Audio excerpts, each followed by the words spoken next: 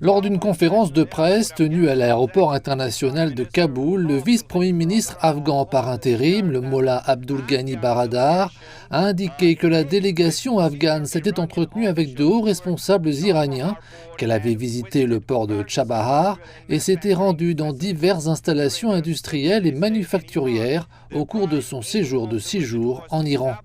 L'objectif principal de cette visite était d'établir des canaux efficaces et rentables pour l'importation et l'exportation de produits afghans vers plusieurs pays afin de stimuler le commerce afghan. Le Mollah Abdul Ghani Baradar a mis l'accent sur les résultats significatifs du voyage, notant que plusieurs protocoles d'accord avaient été signés avec le gouvernement iranien et le secteur privé. Ces protocoles concernent divers secteurs, notamment le commerce, l'industrie, le transit, l'agriculture, l'exploitation minière, le pétrole et le gaz, les affaires frontalières, la santé, les transports, les chemins de fer, les communications ainsi que les technologies de l'information. La délégation s'est montrée optimiste quant à l'impact substantiel de ces accords sur l'industrie et le commerce dans les deux pays.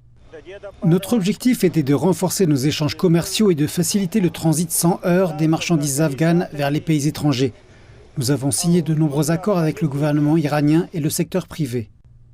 Le ministre afghan du commerce par intérim, Nourdine Azizi, a également déclaré aux médias que l'importance de la participation des deux pays à l'initiative chinoise La Ceinture et la Route avait par ailleurs été soulignée. La route de la soie possède un riche héritage historique. Au cours de la réunion, le vice-président iranien a partagé les idées de sa visite en Chine concernant l'initiative La Ceinture et la Route. Les deux parties ont exprimé leur intérêt pour les projets et ont résolu de les mettre en œuvre avec importance. Sous la direction du Mollah Abdul Ghani Baradar, la délégation afghane a mis en place des équipes de travail des deux parties et a fixé un délai d'1 mois pour poursuivre activement la mise en œuvre des protocoles d'accord signés. Selon la délégation afghane, les responsables du port iranien de Chabahar ont assuré que l'Afghanistan pouvait désormais y effectuer des opérations de commerce, d'importation, d'exportation et de transit.